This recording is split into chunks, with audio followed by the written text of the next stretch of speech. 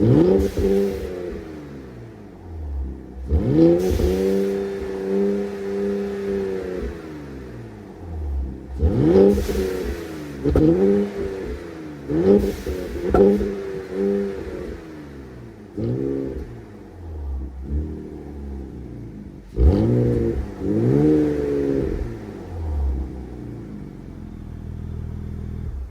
right, so we hit a high of 116.8 decibels. So the American Thunder system hit 112, and I think the factory system only hit like 87.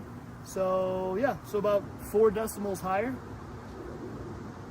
And so far, it seems to me like I kind of like the sound a little bit more. It sounds a little bit more sporty than even the American Thunder system, which the American Thunder to me just seemed like pretty close to stock, just a little bit deeper. Where this is kind of a totally different sound almost, a little bit sportier, very Porsche 911-esque.